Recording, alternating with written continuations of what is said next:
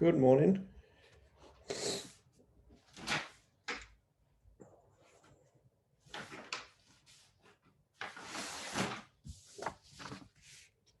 Can you guys hear me?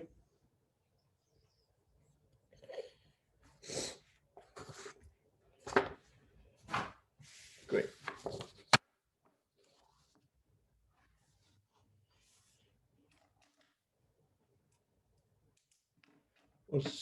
So this is our last lecture.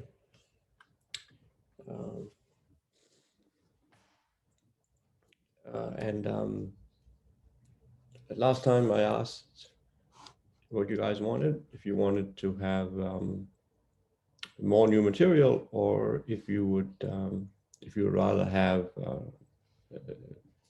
chance to go over problems or ask questions, and you're all more interested in doing some sort of a review session.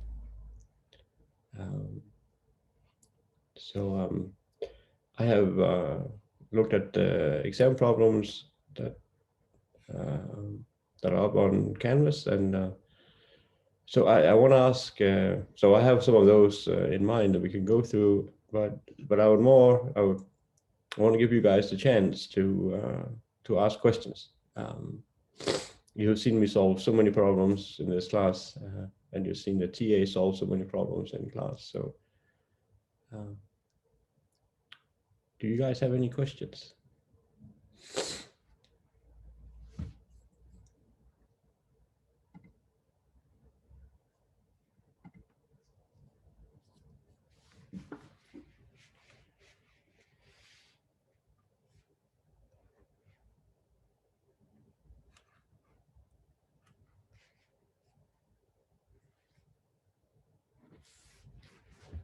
So this is more like a Q&A session. Right, so you can have questions about the homework, the solution to the homework. Yeah, is there a specific topic you want me to go over again, or?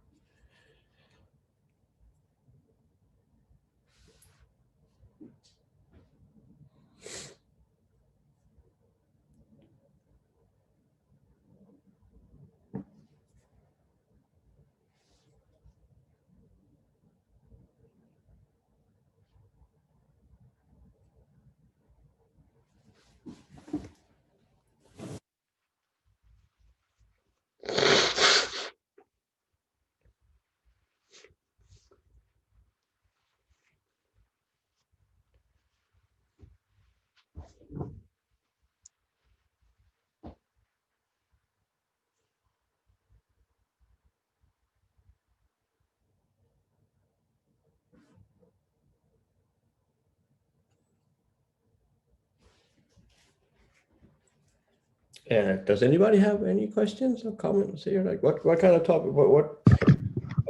Okay, so first things first, like this exam is going to be cumulative, right? Yes. Okay.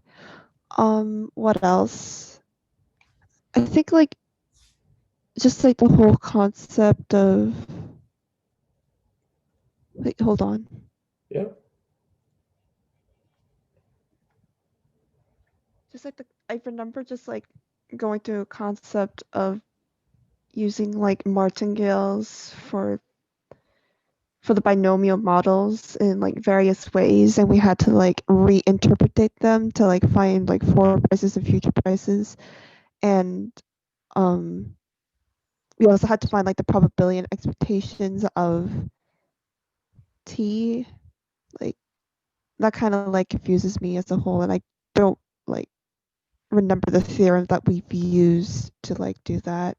Okay. So let me try to write some of this down, and then if I'm not addressing what you're asking, I'm sorry if I'm not making any sense. It it's just okay. Let me try to get started, and then see how it goes, and then just follow up with questions on if there's more. All right. So we have what we do is we go backwards, right? So we always look at backward recursion, right? So So we're looking at something happening at the end, and you will typically have your gn of x. This is model input. So it could be examples of what I mean here could be a put or a call in an equity model. Then you have gn of x would be k minus x, or you have gn of x be x minus k. It could be if you're looking at forwards or futures,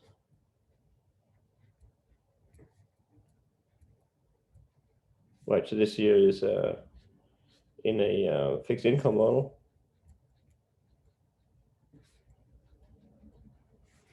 Then you will have that the forwards or the futures at the end, they will be given as, for example, if it's a forward or a future on the interest rate, then this will be your function gn of, say, Rn. Right, so those could be two examples.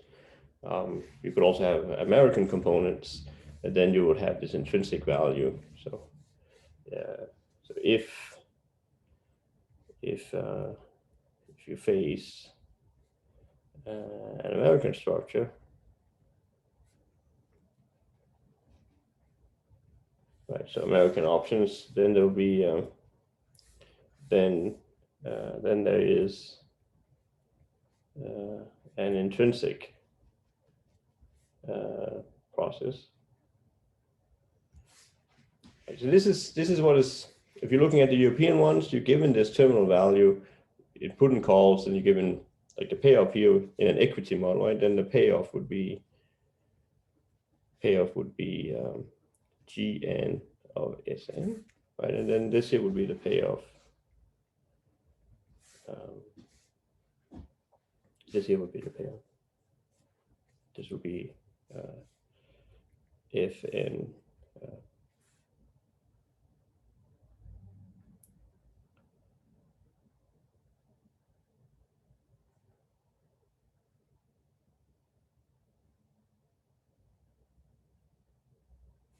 The payoff would be Fn, and then depending on, I should write this more carefully.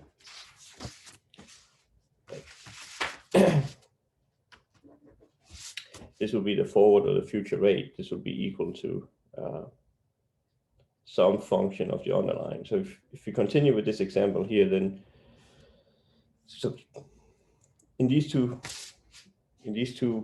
examples where we have a European structure, then we have this value that comes at time capital N, and so this is my time. Then the point being that we're sitting here at time capital N, and we want to move it backward to, say, time little n. So we're getting this random payoff here, which could be gn of Sn, and this is in the equity model. And then if you're looking at, say, a forward, then the payoff would be whatever that underlying thing is. So this would be your Fn of Rn, and then minus the initial price, say F0. This here is the forward. This here is in an equity model. So this, and still we want to move this payoff to an earlier time. And indeed, we would very much like to have this here at time 0.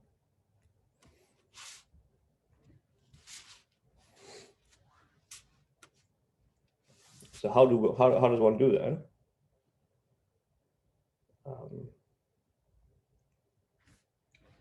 Well, how do we move from here to here? How do we move from here to here? Well, if we do the if we just like use a martingale in terms of Fn. so that, I mean, this is some, So in quantitative finance, this is where we use martingales. Yeah. And so how, because on the piece of paper, there's not a martingale yet, right? There's these payoffs at the end. And so how do we keep things in time? Well, there's this thing about martingales. So for martingales, so now we're going to do a sidestep. I'll just talk a little bit about martingales. Like, so for martingales, MN, and so here we have a finite time horizon. For martingales, MM, if we are given MN, we can compute M little m. So here we are at the end, we can get the smaller ones by conditioning. Right, M little m is going to be the conditional expectation of M capital N given Fn.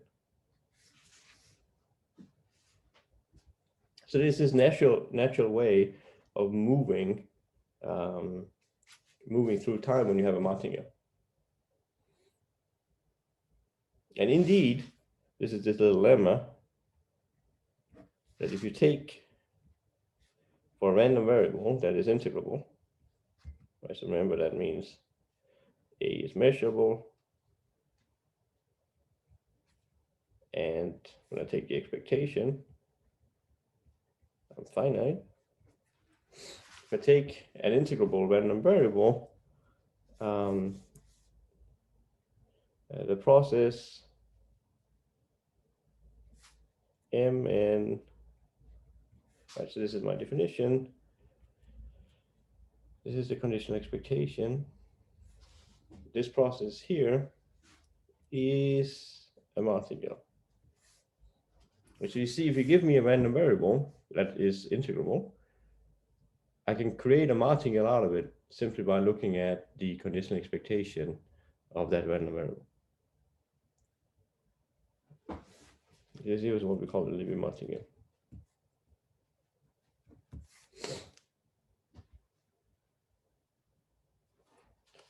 So this is our main. Professor, could you please say it one more time? What is the Levi martingale? This thing. Oh. This thing. Oh. A belongs to L. Oh, L1. What's that mean? That means A is measurable and A's absolute value is finite. Oh, thank you. The IE means that means, but not the for example, right? Yeah. This for example is EG. Oh, thank you. Yep.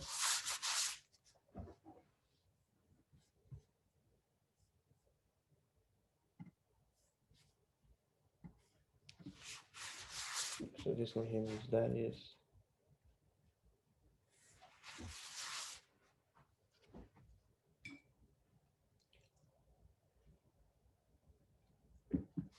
Right, so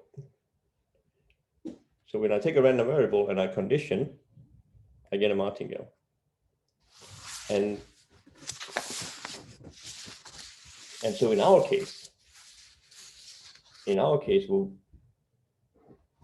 maybe we should just do the proof here just one more time to make sure we get it. So the proof is not bad at all. The proof simply just says, if I look at the conditional expectation of Mn plus 1 given Fn,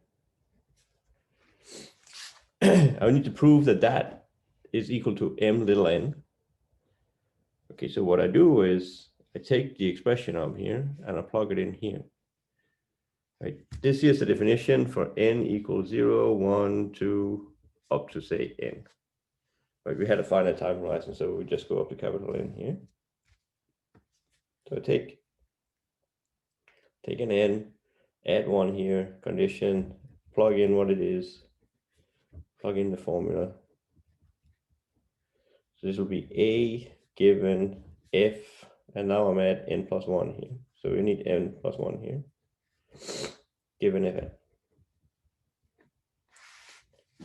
And so now we have a familiar situation where you have n and n plus 1 have two sigma algebras. I know that Fn is inside Fn plus 1 because Fn is a filtration. So I end up here with nothing else than the smallest one.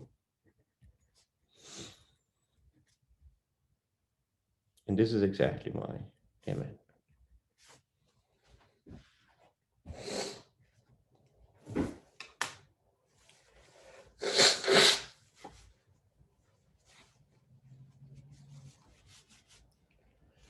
Right, so in our case, we want to apply this, for example, to, it really doesn't matter which one we're applying it to. If you want to apply it, if you want to apply it to equity, then what we know, so because of this, we know that, so if I take Gn of Sn, so we now know that this here is a, this is a martingale.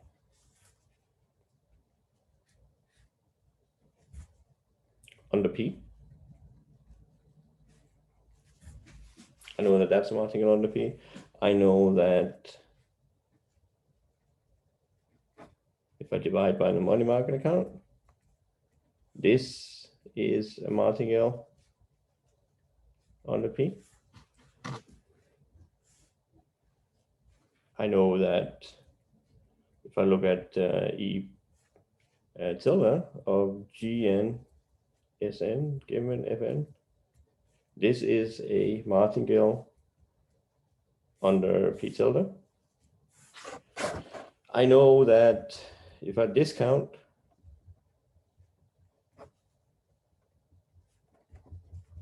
this is a martingale under P tilde. And of course, I could discount by something else here. I could look at E tilde Gn of Sn divided by maybe Sn here. This is also a martingale. So here I have very quickly created 5 martingales.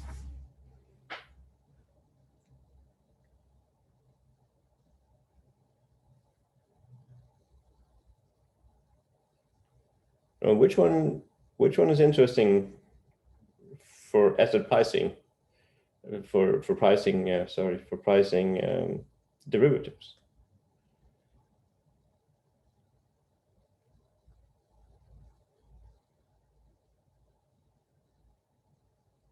I mean, we could create many more, but which one should we be focusing on?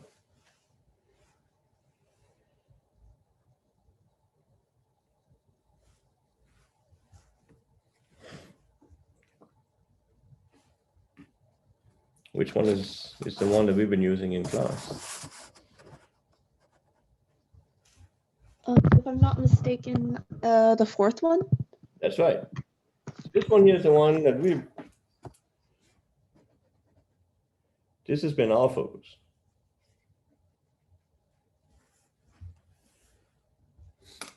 But you see, this lemma here, these Levy martingales, they will immediately give us that all of them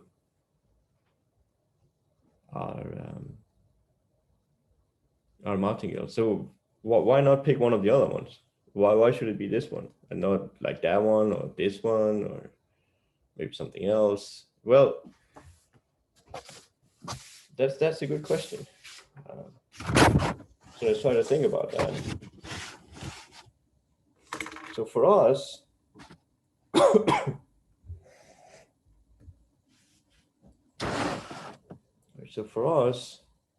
so we have, so again, if we're looking at equity, right? So in equity models,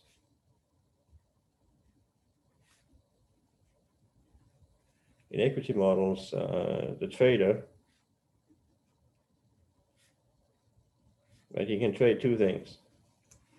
The trader, he can trade the bank, and he can trade the stock, right? The equity. And we put in here delta naught, and we put in delta here. Right? This is the number of bank units. This is the number of stock units.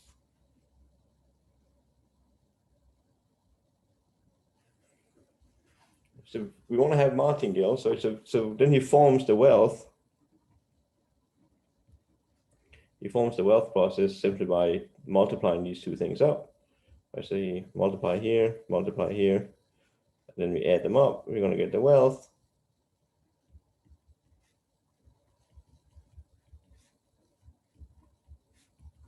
And this is what we call our xn. So I want to our goal is, the goal is to price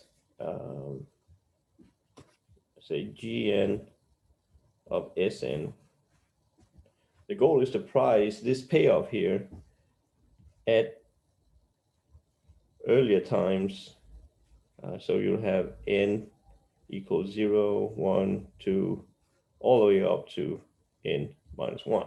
That was our goal. Right? It's the goal that we want is the ability to move this payoff that we get at the end forward in time.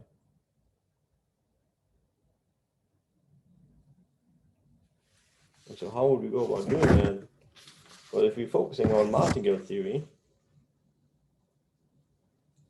we would what we would do is we would take x, try to create x. So we're going to do this by so the way to do this is to construct xn a wealth process.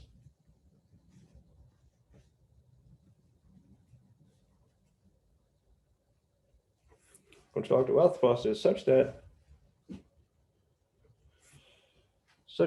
at time capital N, I get exactly what I have here.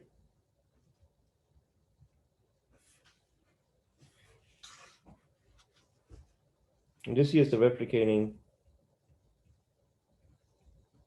This is the replicating property.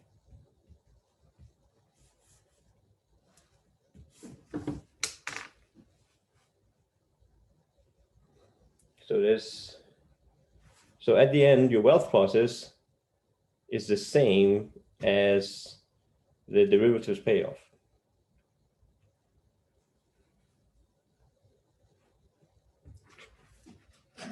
Then the price of this payoff at earlier times will simply just be the value of your wealth process at earlier times.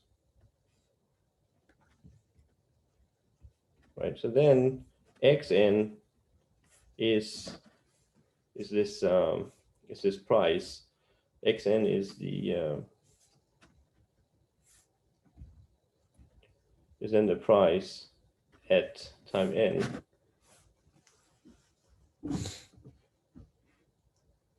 So the question is, how does one do that?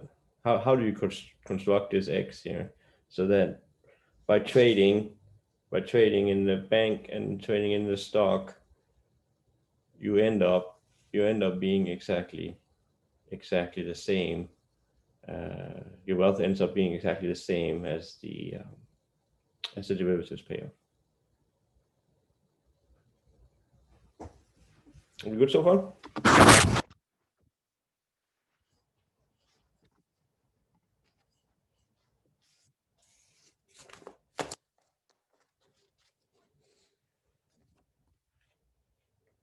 Any questions so far?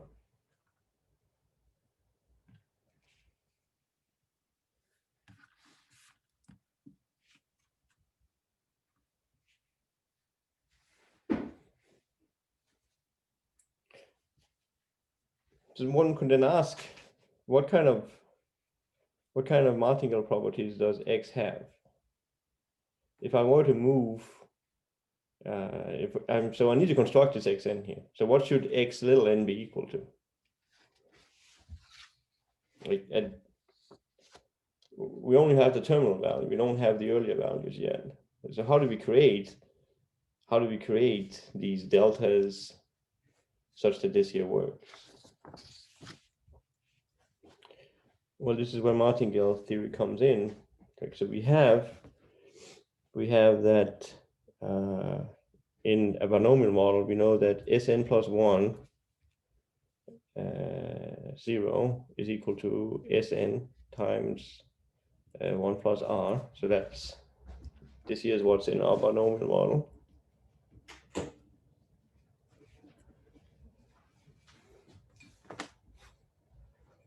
This is what's in our binomial model. We also have that the same structure, more or less, works with the stock.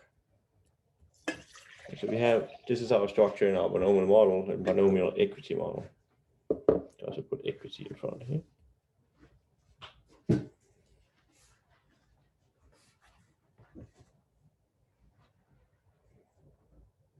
So you can see there is no martingale property of S0. Right? This can never be a martingale. This can never be a martingale.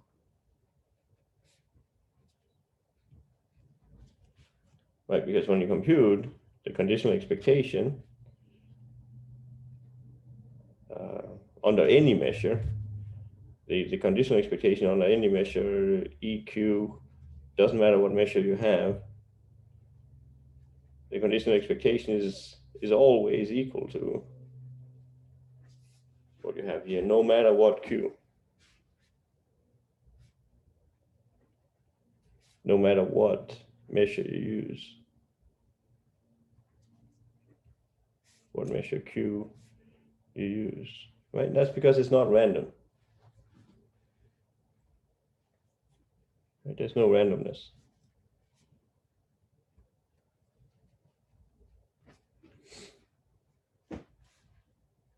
This thing here, on the other hand, the stock, that could be a martingale, right? Because if you compute the conditional expectation, let me keep using a Q here. So let me compute the expectation under a measure Q of Sn plus 1 given Fn.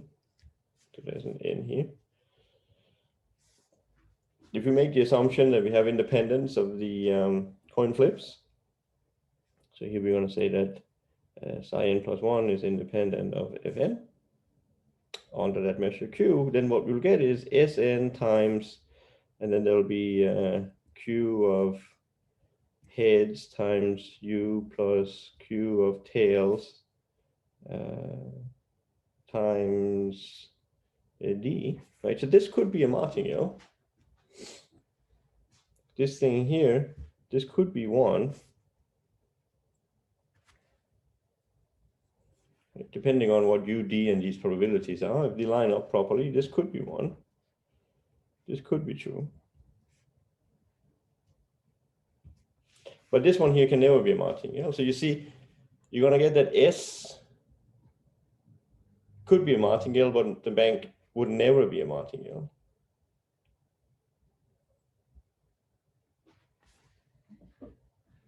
And the problem is that this 1 plus R over here, this is not a 0. This is not 1, sorry. R is not 0. 1 plus R is not equal to 1. Had R been 0, then this would work. So then that's the problem. And so the way to get around that, one way to get around that is you discount.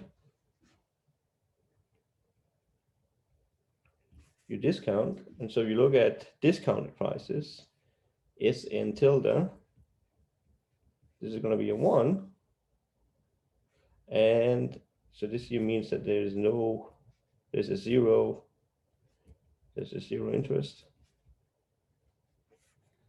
So we're overcoming this problem we had up here. And then the stock, this is going to be Sn divided by Sn0.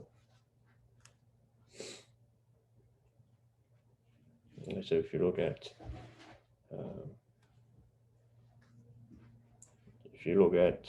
what will the dynamics be, you would have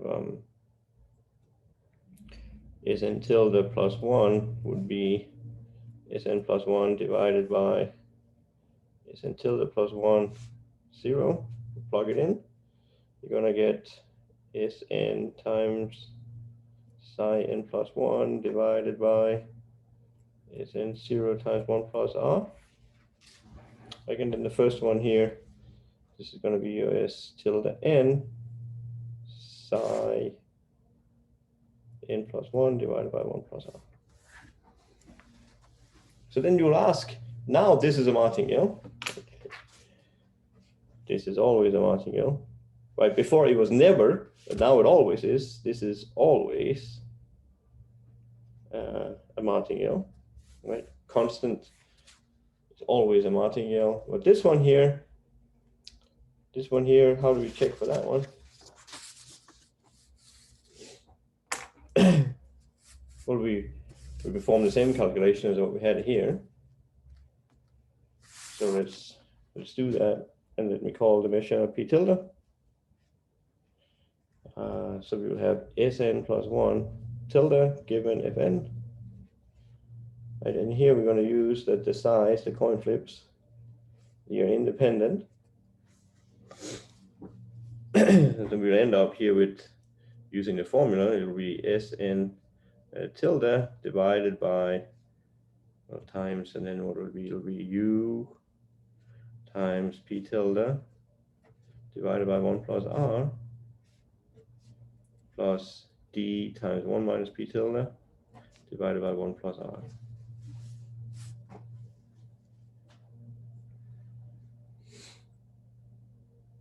And so if you want this to be a martingale, then again, we want this to be 1. We want this to be 1, please. And so we solve for p tilde. Okay, so we want p tilde to be such that 1 equals u p tilde divided by 1 plus r plus d times 1 minus p tilde divided by 1 plus r.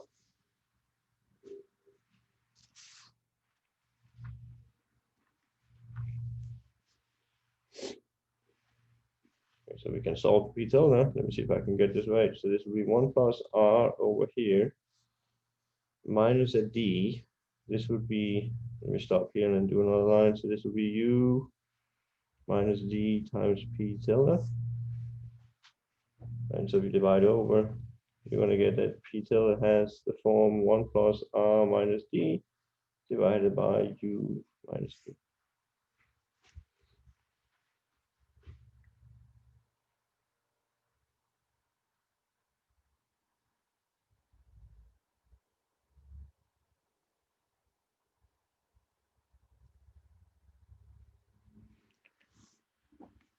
So with these probabilities, we then with those probabilities, so under this measure p tilde, right, with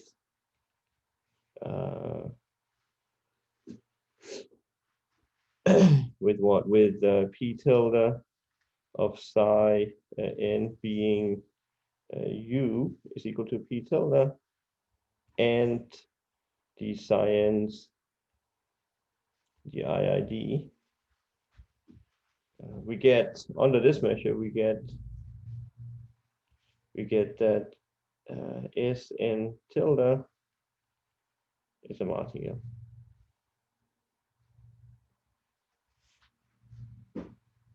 And from there, we're going to get that this here is going to give us that the wealth process xt xn divided by, again, the money market account is also a martingale.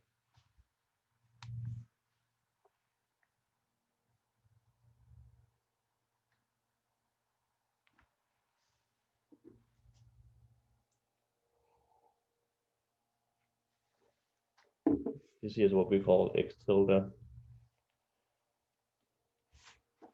So it's the wealth divided by the bank. This is also a martingale, and it's also a martingale under p tilde. Right, so the martingale property of the stock, the discounted stock, it spills over and produces the martingale property of the discounted wealth as well.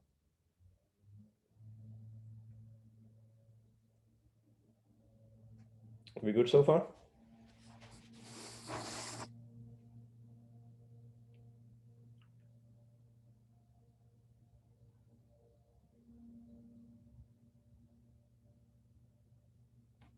There's something here that is not clear. It's getting to be closer to last call. We'll have some office hours on Thursday and Friday, but other than that, it's I guess it kind of makes sense. yeah. Yeah. So now this is, we have a martingale here, and so then we flip back to this property. I want this to be true. Right, and my problem is I don't know what x little n is going to be. Okay, so we can now figure that out.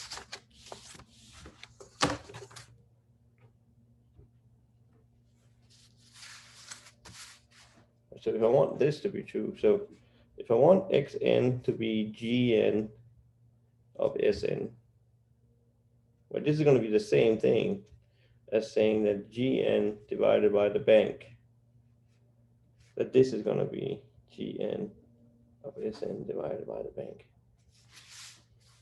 So if I want this to be true, I need this to be true. Okay, so now let's pretend like let's not try to get just try to get necessary conditions. If this is true, like what must necessarily be the case? Well, if this is true, then you would have that the discounted wealth at an earlier time, like this is where we use the martingale property.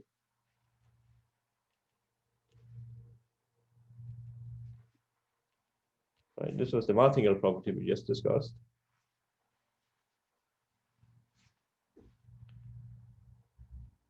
And now I use that if this is true, well, then there's no way around it. There's only one choice for what x should be.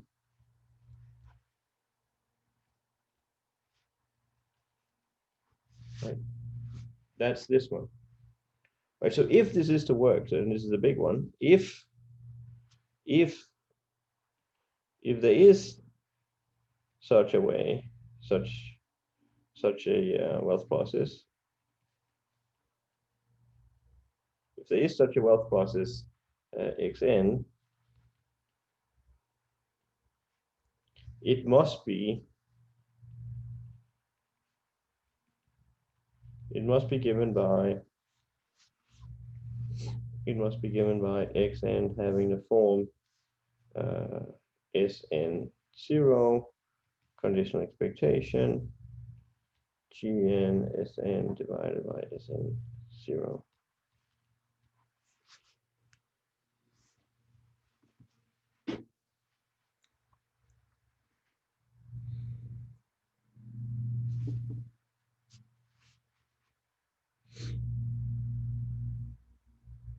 So this is kind of, if this is to work, this is how x has to be given by.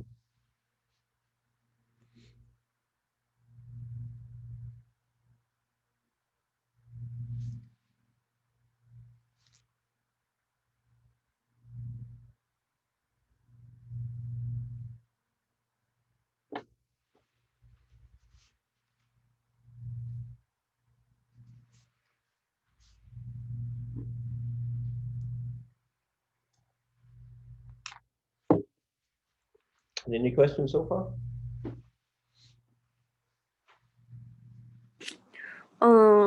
When should we write the condition Fn and when we don't need to write it? Okay, can you say that one more time? When do we need to rewrite the condition? What condition that we should write the condition Fn and what condition that we don't need to write it? Here? Oh, yes. But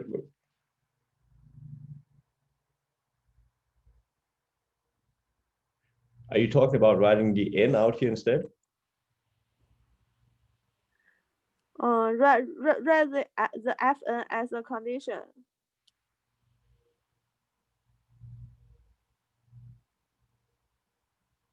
I'm not sure I understand. Like, we know what the terminal wealth needs to be. How do I go from the terminal wealth to an earlier time? Like, that's the whole problem. Like, how do I? This here is for capital N, right? Capital N, capital N, capital N, capital N. How do we get little n?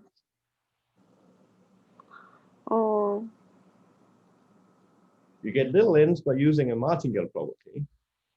And this ratio here, if I condition, I get exactly the same thing at the earlier time.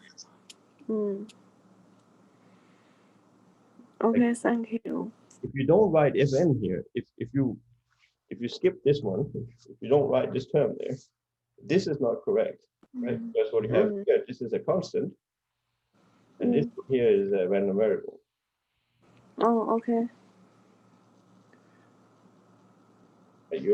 It's okay. I don't mind if you write this here as E tilde, and then you put an N down there. This is fine. It means the same. This is okay. You put it there, or you can put it over there. Okay. That means that when we want to get the capital at little n. Yes. And we can write the n outside or write the fn inside it. Yes. So this random variable is equal to this random variable, right? So you can write. There are two different ways of writing. You can write this ratio, or you can write this conditional. Okay.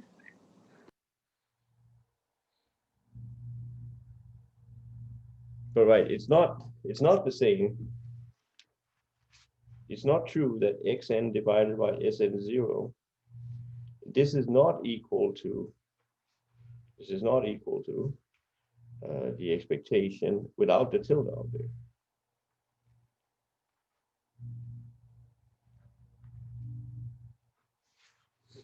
That's not true,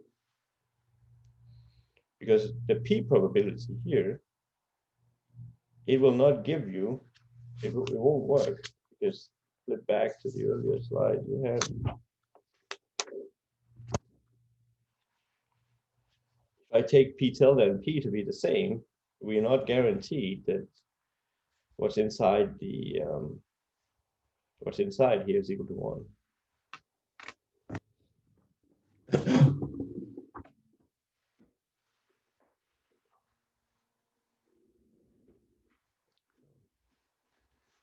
You're not guaranteed that p tilde will satisfy this ratio. So you can't skip the tilde on top of the e. It won't work.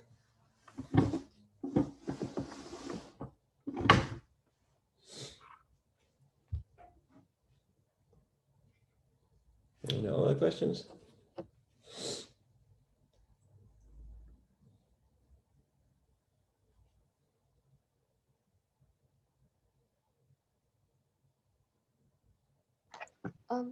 I also have another general question.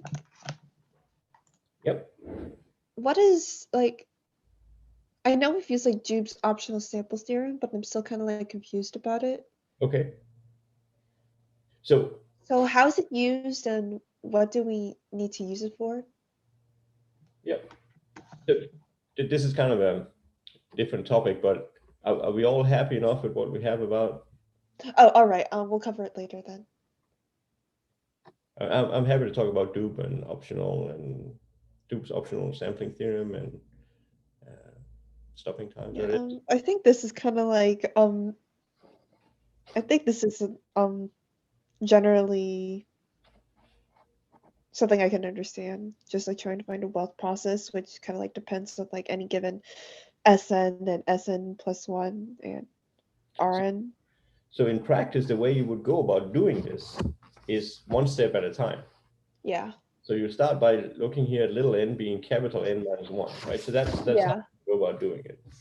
So we would start by saying, okay, let's take n to be capital N minus 1. Mhm.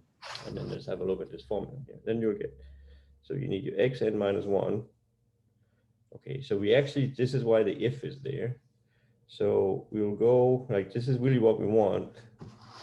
We want this thing here to be, okay, so now there's just one difference here. So this is going to be 1 over 1 plus r, right? So we want this to be equal to e tilde of gn of Sn given Fn minus 1. Right, so this is what we want. Okay, so let's define this thing over here as Gn minus 1 of Sn minus 1.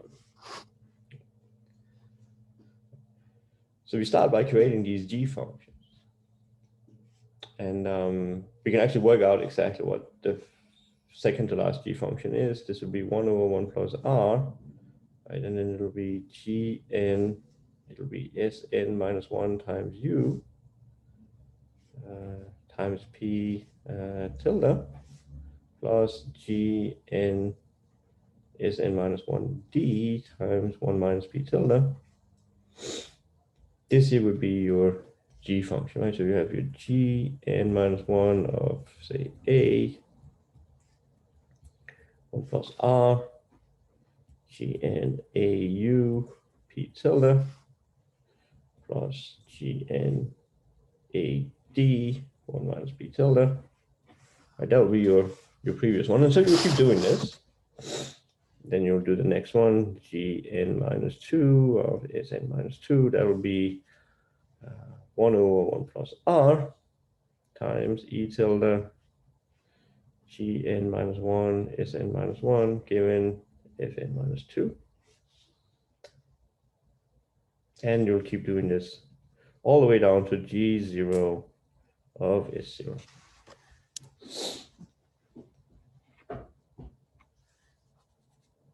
Are we good so far? And so now, how do we get the x's? How do we get the x's? Well, the way we're going to get the x's is by saying, so to get the x's, to convert these functions g0 of a, g1 of a, up to gn minus 1 of a, to convert these functions into a wealth process,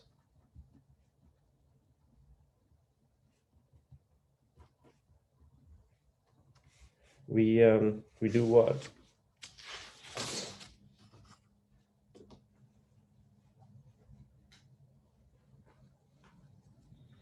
We define what should the initial wealth be.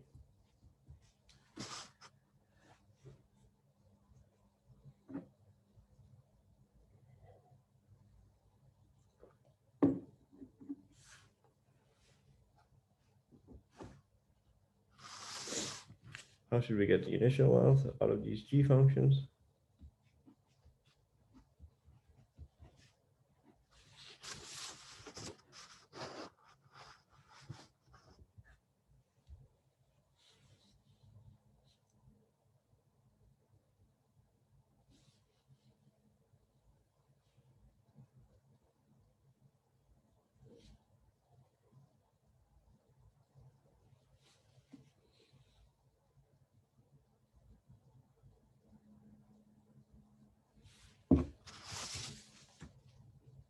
How should we convert?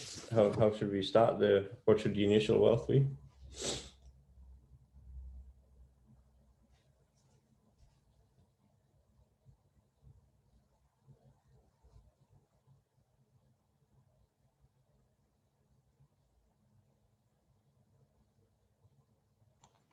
Okay, would we define it something along the lines of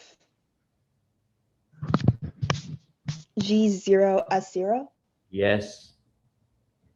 And so now we have the initial wealth. So now we need to go up to define this one, and then we need to get x1. Okay, so let's see if we can figure out what x1 is. So x1, this is your, by definition, this is delta 1, how much you invest in the stock and in the bond, in the money market account. Right, so we have these ones, plus delta 1 S1 Okay, so now we use the self-financing condition.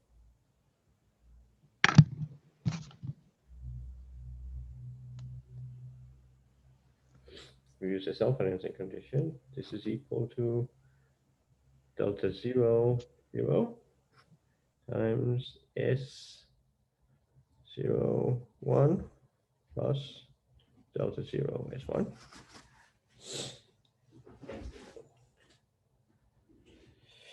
And then what we do is we insert the definition of the two S1s. So the first one would be delta 0, 0, and then it will be S 0, 0 times 1 plus R.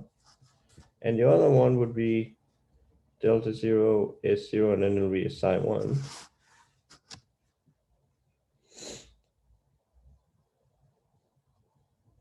And then this part here, this will be my X0 minus this position in the stock. Okay.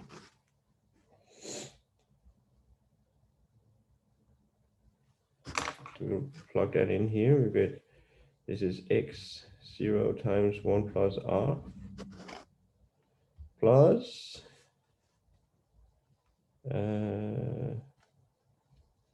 what we have here is what we have here. So that'll be delta 0 S0 psi 1 minus 1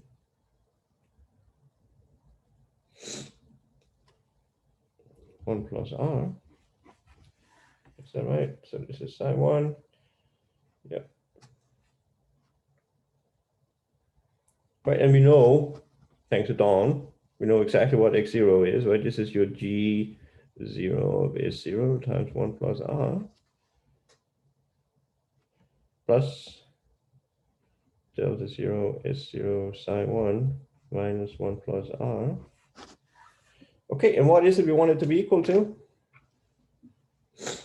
Dawn, what would you like this thing to be equal to? We want that to be equal to G1 S1. Mm-hmm. And as before, right, we can replace S1 by this product here. This is going to be G1 of S0. Right. Right.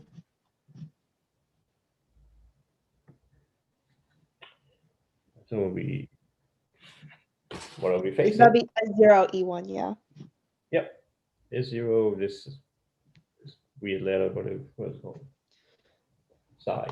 No, I forget what it's called. Zeta? No, that's the other one. I forget what this one's called. Chi, maybe? No, I forget. This wiggly thing. So the only unknown parameter I have in here is my delta 0, right? As soon as I tell you what delta 0 is, I've told you what x1 is. So we face the system. We face the system that G1 of S0, and then you have your psi 1, so this can be U or D. I want this to be equal to something, I want this to be equal to something, and then I'll look at what I have on the right-hand side. What is G0 of S0 times 1 plus R plus delta 0 S0, and then it's a U. And likewise down here, this is G0 S0 1 plus R delta 0 S0 D minus 1 plus R. So you have two equations in one unknown delta 0.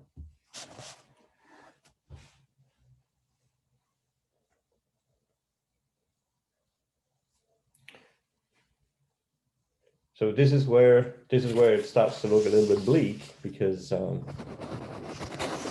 normally two equations in one unknown, it looks less and less likely that you can actually do this. This is why there's a big if here. But what saves the day is the fact that so what saves the day? So you should just recall that G1 is not like any old function, right? There's a connection between the G's. Like your G0 of A has a very specific form. Your G0 of A is equal to, what is the formula for it? Right, your G0 of A is equal to 1 over 1 plus R G1 of AU P tilde plus G1 of AD 1 minus P tilde.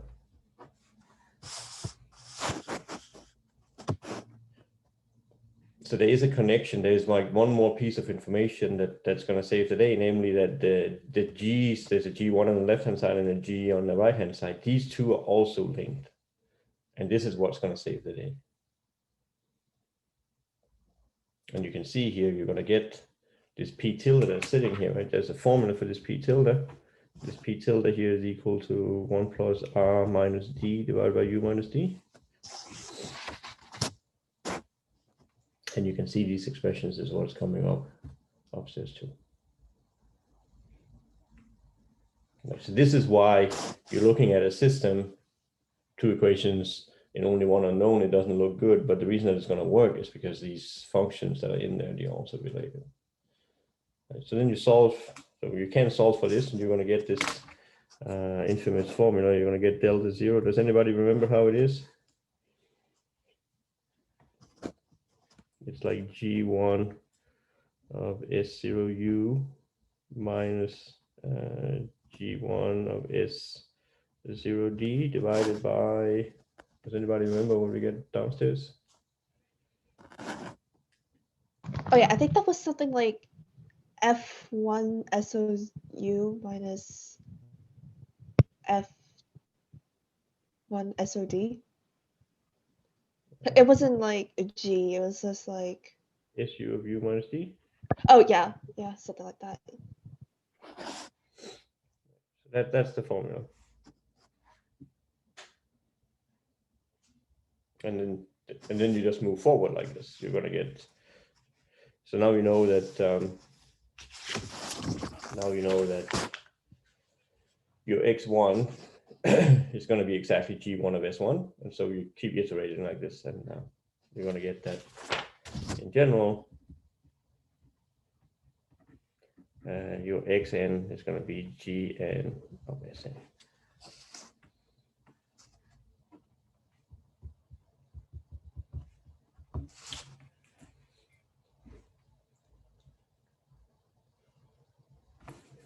In general, it'll be your delta n would be what you have here. It'll be Gn plus 1 S0U minus G1 Gn plus 1 S0D divided by S NU minus D. Something like that.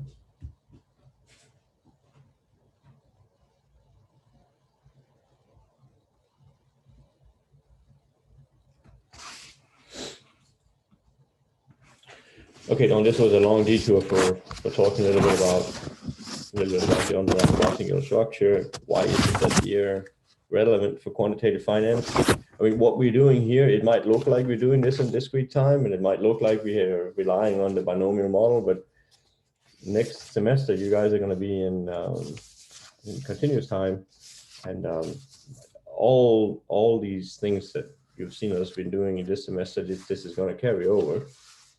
There'll be Levy martingales in continuous time, discounted stock prices in continuous time are still going to be martingales.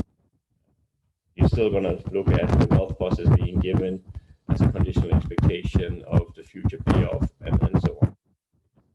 Carry over, the only difference is going to be that instead of carrying around time indices that are like 0, 1, 2, 3, and so on, the indices that you're going to be carrying around will be like indexed by a t, and t is in the interval from 0 to 1 or 0 to t.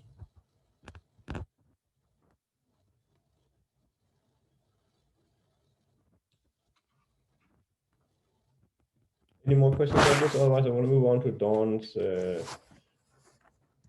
question related to dupes. Dube's optional sampling theorem, yeah. Okay. Hello, Dawn. Should we do a problem there, maybe from the sample sheets, just to maybe put a little bit more structure on it? It's always the same thing that one has to do, so there's nothing new there. Let me pull up the sample sheets. There we go. There were a couple in there about dupe. Yeah, maybe. I don't know. I just like feel like I know that it's a necessary thing to use, especially when you have like a stopping time to work with. Yeah, that's right. But just like using a concept, it's understanding the concept itself is kind of difficult for me. So let's try to do maybe problem. There's 11 and 12. Okay. Let's do one of these. Okay. Do both. Start out with maybe number 11.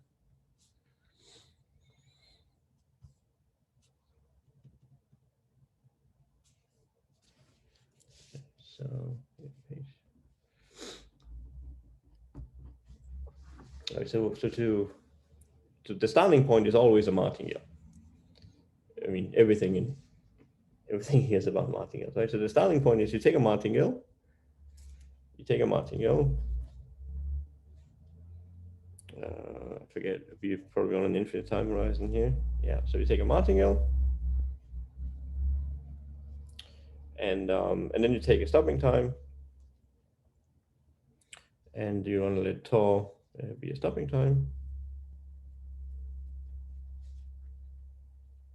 Right, so remember what that means. Tau is a random variable, and it takes values including infinity.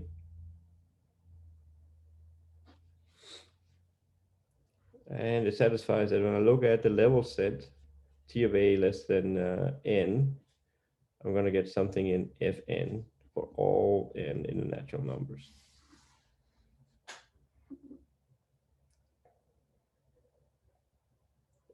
It's a random variable that has this very peculiar property that when I look at level sets, I am exactly in Fn for the level set when tau is less than or equal to n.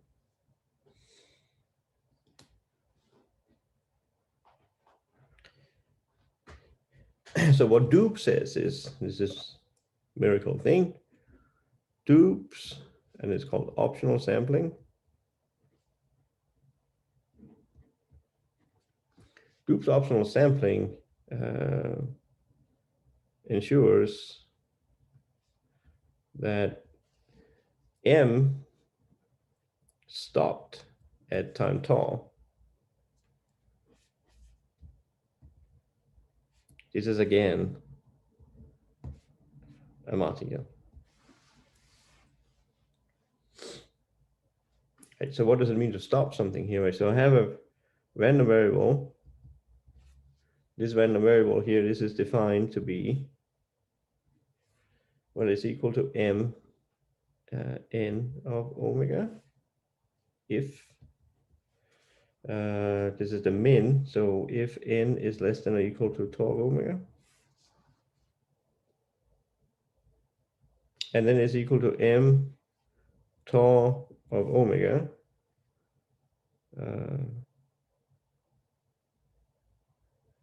right, so this is now going to give me a natural number if n is bigger than tau of omega.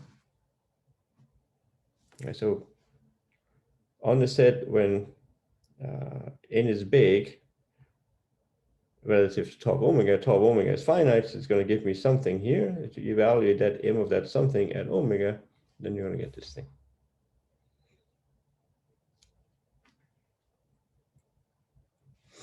So on a picture, maybe this is easier. If you're looking at a tree structure,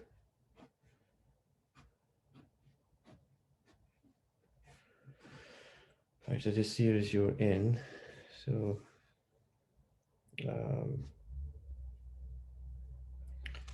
maybe this here is 1, 0, 2, 3. So let's see. if tau is equal to, so it's the first time that mn gets to be bigger than say 2. So 2 is here.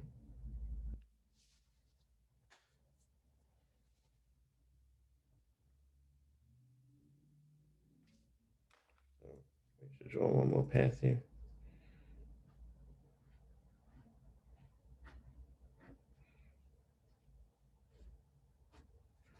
Right, so then this is my m. And now what is the stop one? So the threshold is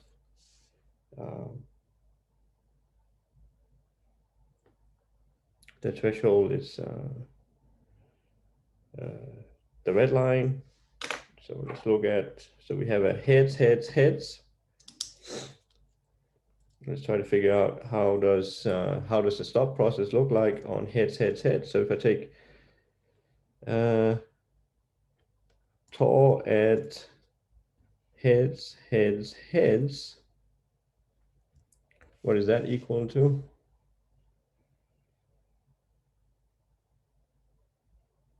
So I am on this path that's heads, heads, and heads. How does that look like? What is tau equal to there? When is the first time m gets to be bigger than or equal to 2? 2 1 at time 1. Yep.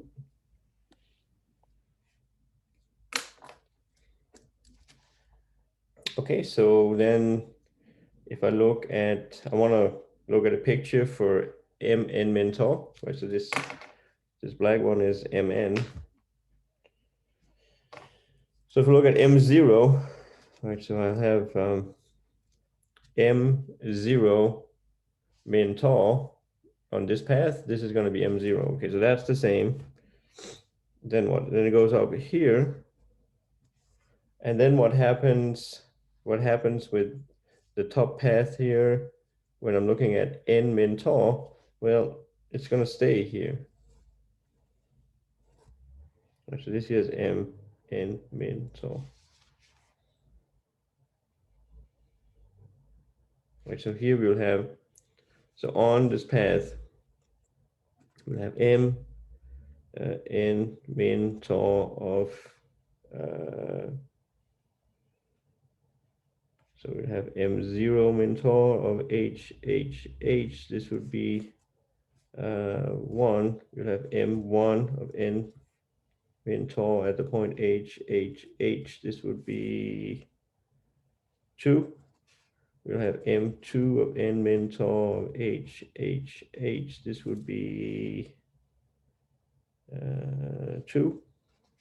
I'll have m3 min tau of h. This would be 2.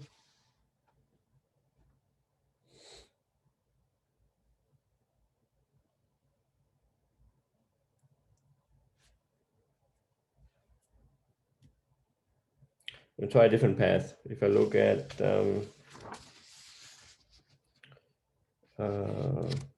maybe I should look at the path. Let's do a different one.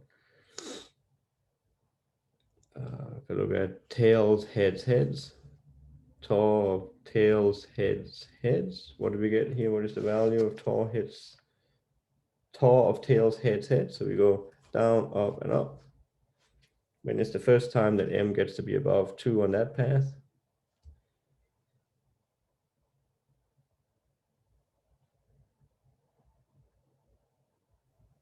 3. That'll be 3. So what is m 0 min tau along the path THH? Well, now this is 3. 0 min 3 is 0. So that would be, where do we start up 1? And then we have m1 min tau THH. Well, tau on that path is 3, so this here is m1 at THH. So m1 there will be, And this is way off, right? The 0 should be up there, so that will be 0. And likewise, this will be all the way down. This would be -1 and 3. No, now we're going to go back up, right? This was down. No, wait, this is all about tails, and then we go up. Right, so this is 0, and then go up to 1. This is a 1, and then M3, min tall, THH. This is what? This is 3, so that's going to be a 2. So you can see here, these values you have here, this is exactly the same. This is exactly the same as your Mn, right? This here is the same thing as M0. This here is the same thing as M1 of THH. This is the same thing as M2 of THH. This is the same thing as M3 of THH. But these ones here are not the same. These are not the same. This here is M1 of HHH, but this one here is not the same as M1 of HHH. And this here is not the same as M1. Wouldn't those like respectively be equal to like M2 HHH and M3 HHH? This is a 2. We can work it out. Right, so Okay, I see. this one here would be, so we add time 2, right? So you go from 1 to 2 to 3.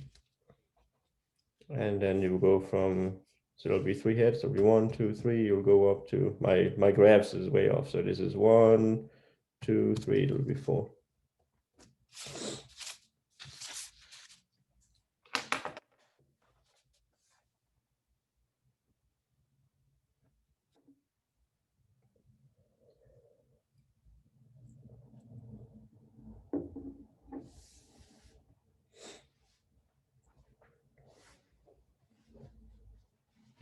Okay, now I see what's going on here. Like it's just like a matter of like defining what if each MN satisfies the condition of the stopping time, right? Yeah. Okay.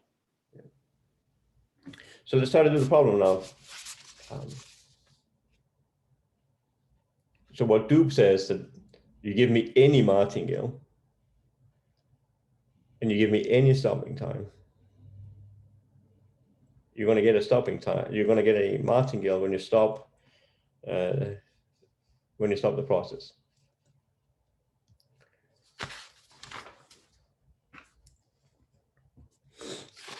So let's try to work out what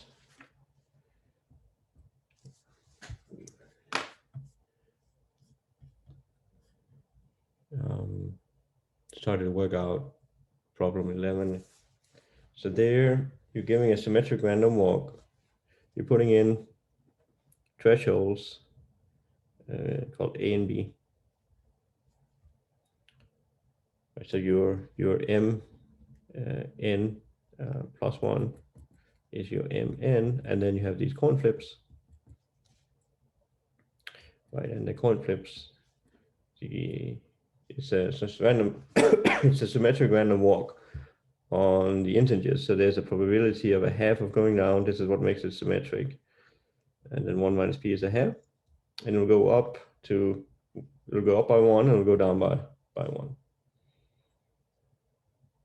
Okay, so this here is a martingale. And the reason for that is the D size, the IID. So we look at the conditional expectation of Mn plus 1 given, and then you have the first of the size, psi 1 up to psi n. So this would be the expectation of Mn plus psi n plus 1 given the first n size.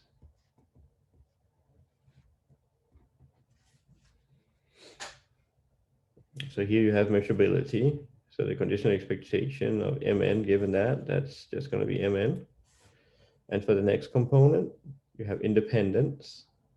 So this is going to be just the expectation, unconditional.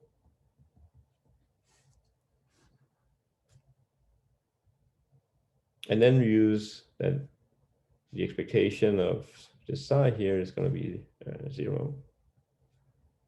So you have the martingale property. And the other thing you're looking at is a specific stopping time. So tau, this is going to be the first time that Mn gets to be below A, or Mn gets to be bigger than B. So we're putting in like a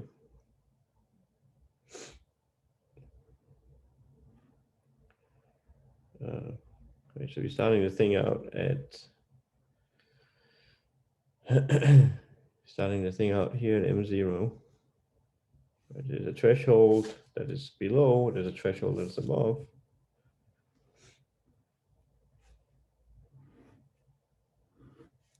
And so inside here, it can go up by 1, it can go down by 1, it can go up by 1, it can go down, and so on.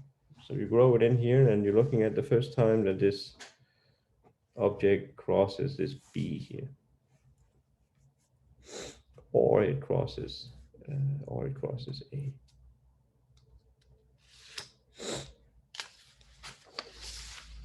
Of course, there are some omegas.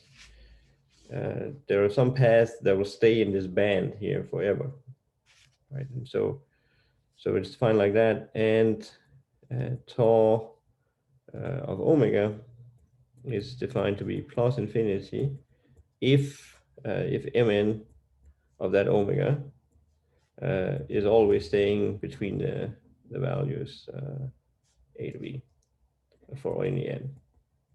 So that means it just cycles around inside this band. So you can imagine that you have a heads, tails, heads, tails, heads, tails, heads, tails. It will just keep going like this, and it will not get out of this band. And that means that you'll never reach it. That's okay, because the stopping times that we're working with, you are allowed to take the value plus infinity. So that's okay. Did you have a question, Dawn? No, I'm just like thinking if that makes sense. That makes sense, good. So then,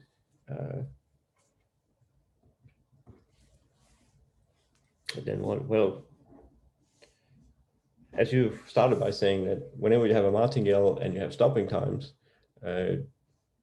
dupe is probably the way to go. Okay, so in class, we've seen that such stopping times here, the finite with probability 1. So this might very well happen, but it's a 0 set, it's a null set. So in class we proved that the probability that tau is finite is 1. We even proved a stronger result that said that if you just have a one-sided band, you would reach that level with probability 1. Okay, so then what do? We will, so the dupe gives us that this Mn min tau is again a martingale. And in particular, if it's a martingale, you'll have constant expectation, because martingales have constant expectation. And this is true for any n.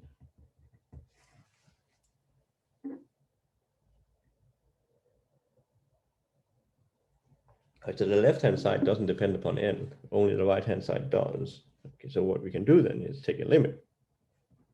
So M0 is equal to the limit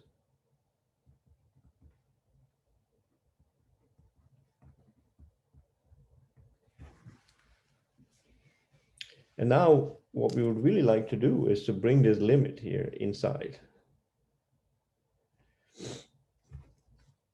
We would really like to bring the limit inside. So we need an argument for why we can bring the limit inside.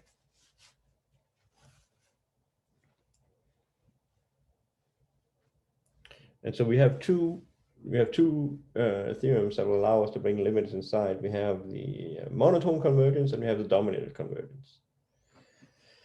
This thing here is not monotone. These random variables are not monotone in N, but they are bounded. So just make a little calculation over here. If I take the absolute value of M, N, min, tau, how bad can this be?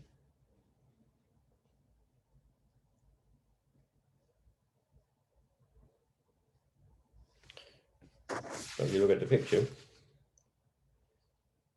M, min, tau is something that will be between the two values of A and B.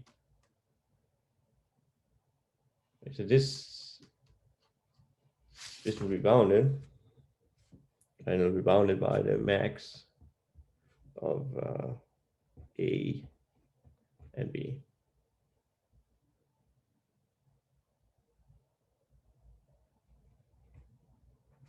Right, and this is finite and it doesn't depend upon N. It's a constant, right? It doesn't depend upon N, so we can use dominated convergence to pull this limit inside. So this here is dominated convergence.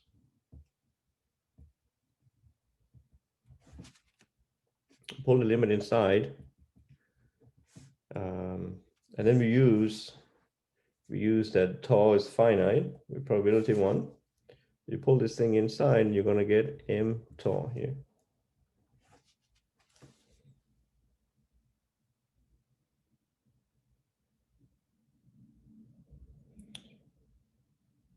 Okay, so there are two possibilities for M tau.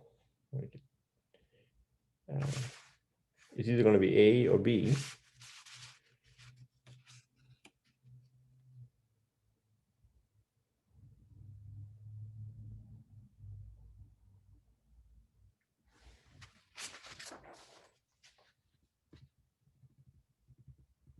So would that be either A or B?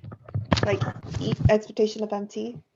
Well, in class we proved that this is finite, right? So what can you tell me about M tau? I mean, it's definitely. What is it going to be like? I mean, it's definitely finite, I think. Yeah, but is it, where is the process M at time tau? It just keeps going on until it reaches like A or B. So at time tau, it reached A and B, right? This was the first time it reached A and B. Yeah. Oh, yeah, right. So where is M tau?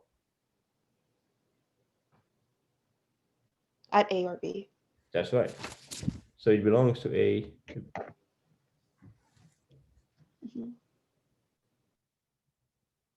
So this here is equal to, say, A times the probability that M tau is A plus the probability of B, P, MT is equals B. Yeah, so that will be 1 minus P of MT, M tau. It's not a T, it's a tau, right? Oh.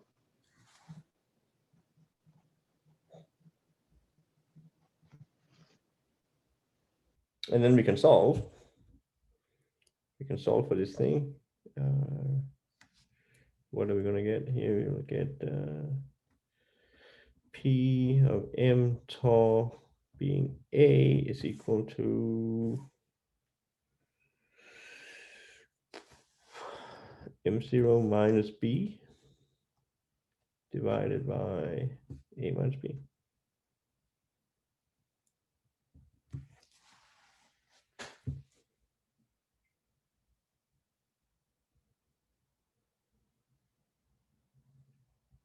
Okay, yeah, that makes sense. What was the question asking us again to do? It wanted us to find E tau. E of tau. Okay, so that requires something else. We won't get that. Oh no. Right. This will allow us to compute. So we can compute, for example, the expectation of M tau. Right. we can compute that. That'll be this mess we have here. Yeah. It'll be M0, right? Yeah. But if you want to compute this guy, that's a different story, right? Because yeah, don't really have that anywhere here. Okay, so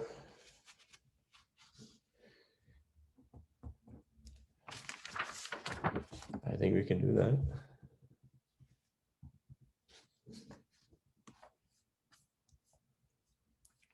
Number 11.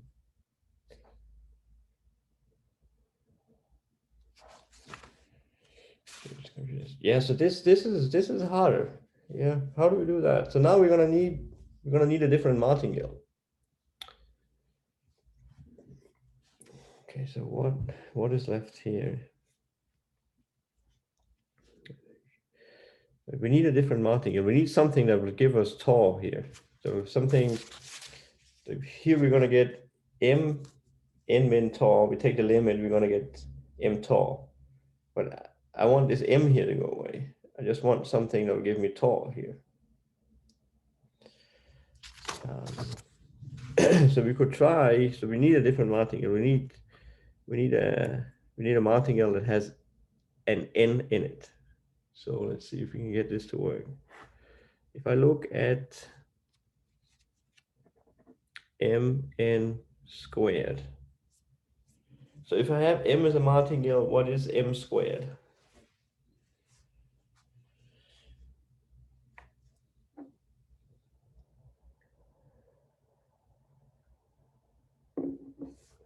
If m is a martingale, then what is m squared? Is that a martingale too?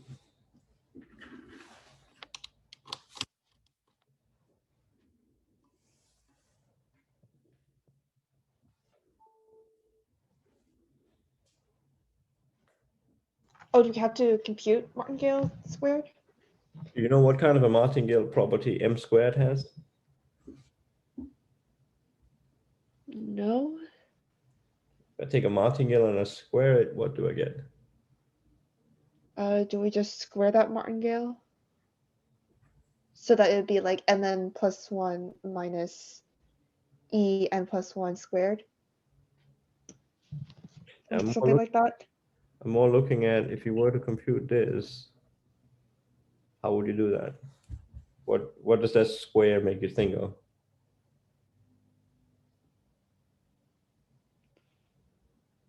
Say, Oh, you could just like take that out of the expectation and yeah, and then what happens? Are these the same or are they different? I think they're the same. Don't say that, Dawn. No, they're not, never mind. Yeah, which one is biggest? Jensen's inequality. Yes, very good. Right, so this here is Jensen. God, I'm sorry, I don't know any of this. Well, we've done Jensen in class at some point.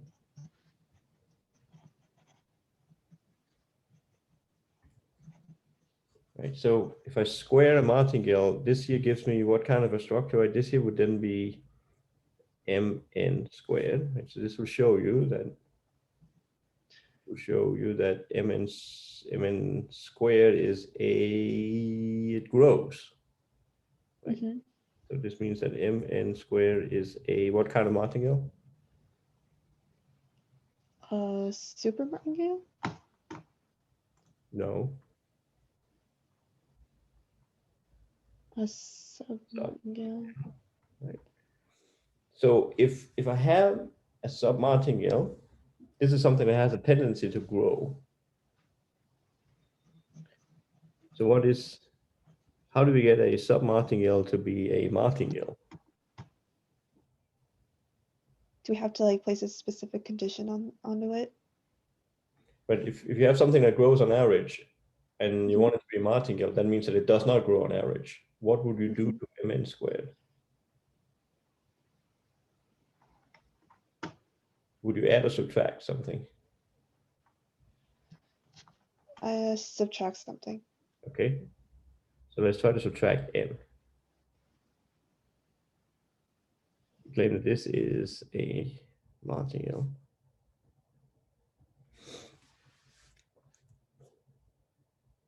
I think it's n you have to subtract. We'll see it here in the calculation, see what we get here. Right, so we compute conditional expectation, we go up by 1.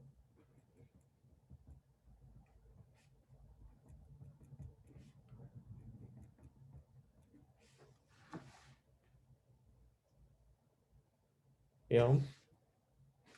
Right, this part here has no randomness in it. It can travel outside. And here we can use the definition of what mn plus 1, how it relates to mn. So I can plug in here mn plus my psi square given if n, and then this thing outside.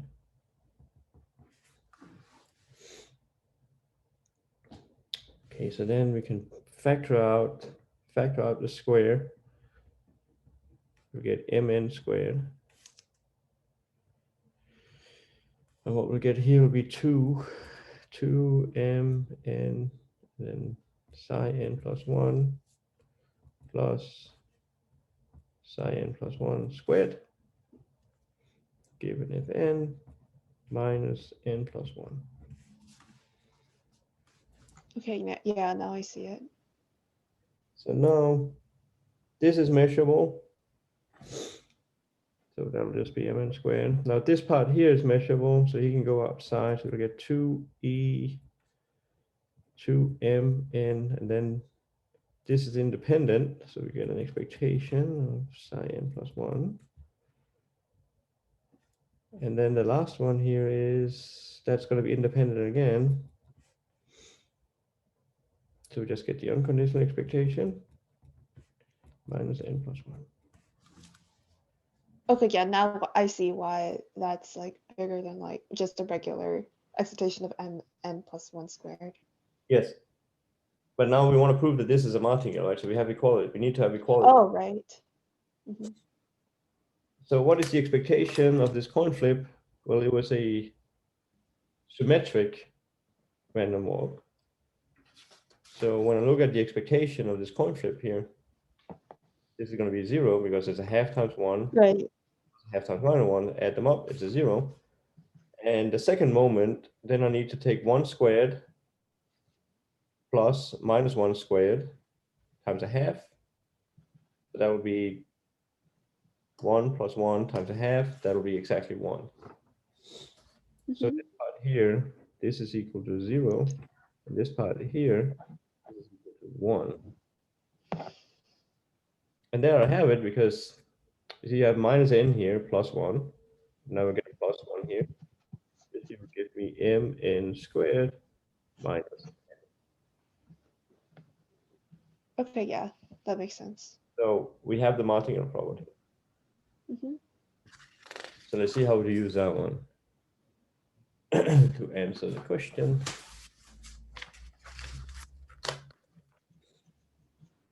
Now we use dupe. So dupe gives that this m n min tau squared minus n min tau is also a martingale.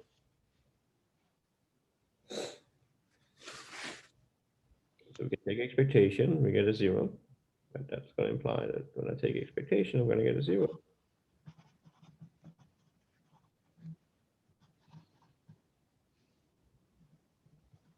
And then I can take a limit.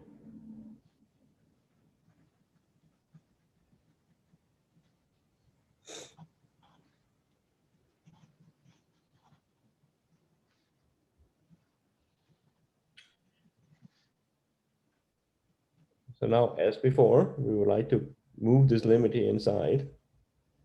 And there are 2 terms, right? So I would like to move it inside.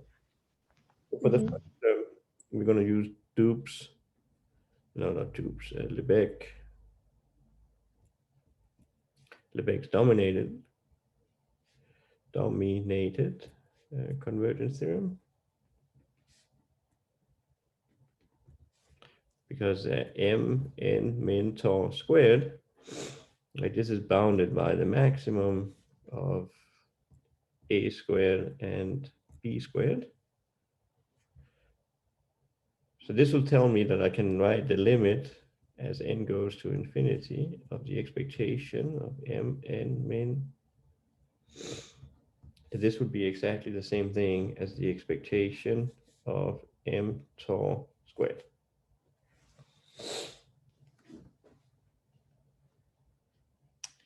Now the other term, it doesn't have that property, so there we need to use Lebesgue's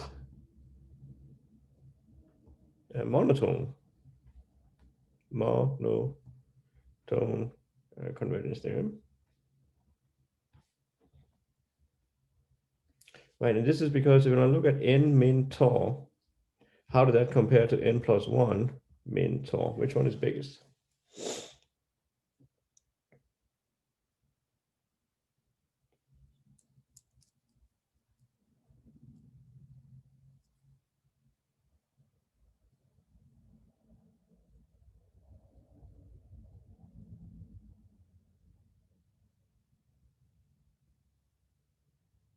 So say n is equal to 1. Here you do 1 min tau, here you do 2 min tau. Which one is biggest?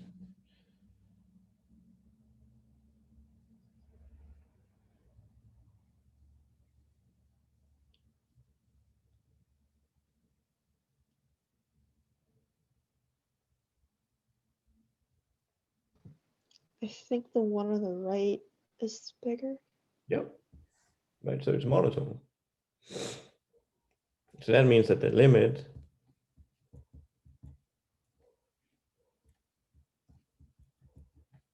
of n min tau, which is equal to the expectation of tau, and this is the thing we were hunting, right? Oh, see. Did it start out at 0? No, it started out at m0. m0 squared. m0 was not given to be 0. It starts out right? So this is m0 squared, m0 squared. Yeah, okay, so now we are there.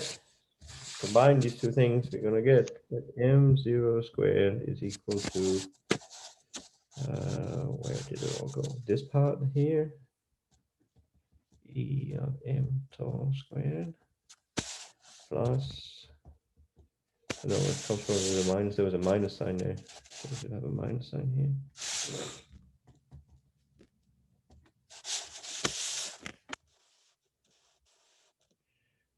Yeah, so we should be able to work out what this here is. This is m tau, this is equal to a squared times the probability that m tau is a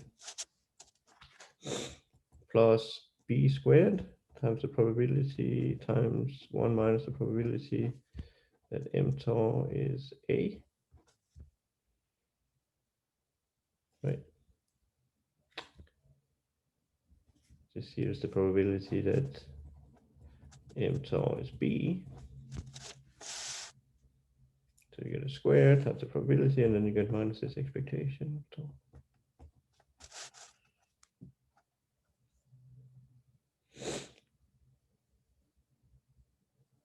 And I think then you're there because you have all the ingredients to compute what the expectation of tau is equal to this a squared, and then whatever answer we found in the first part, this one here, a squared times m0 minus b divided by a minus b plus b squared times 1 minus m0 minus b divided by a minus b minus m0 squared.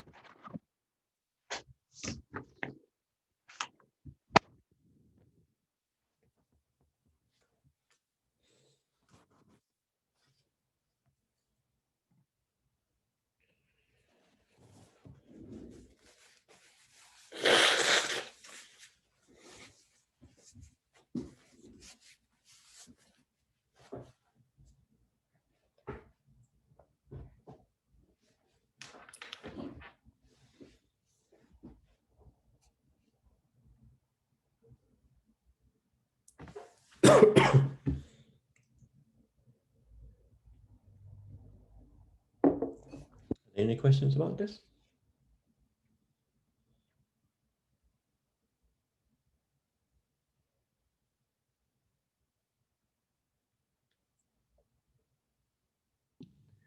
Professor, could you explain the first equation one more time? This one here? Yeah. So let's go.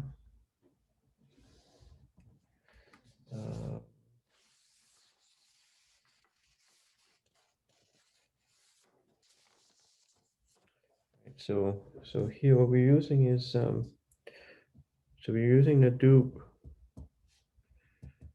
Dupe gives us that mn squared minus n min tau. Right, this object here indexed by n. This is a martingale. So this is going to imply, like, it's not equivalent. It's going to imply that the expectation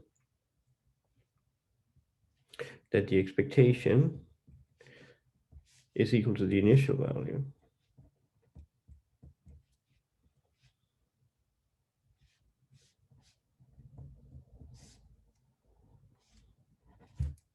Okay.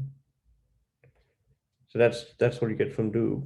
And then the second part is you take a limit. This is true for any n. Right? So you take the limit. There's no n on the left hand side.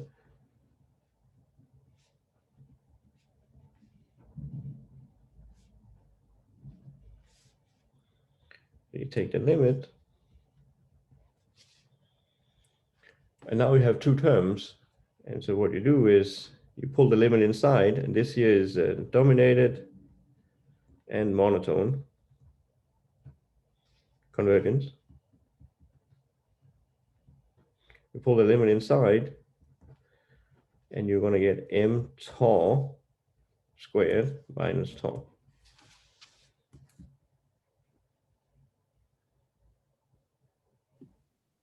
Okay, makes sense.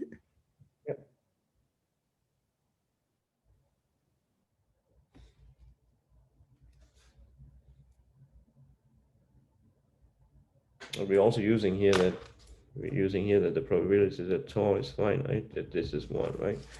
Because without this property, m tau, there's no m infinity, right? M infinity is not defined. So we need this property here in order to write m tau here, or else that wouldn't work.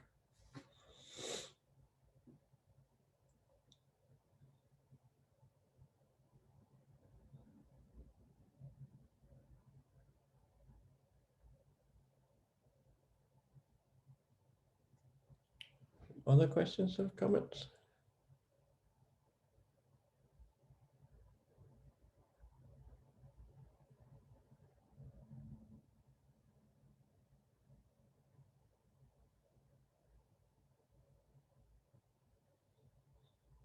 Alrighty, let's take a little break and then get back together around like 10:30. So in like 15 minutes, and switch over to the other student. Okay, see you in a little bit. All right. Thank you, Professor.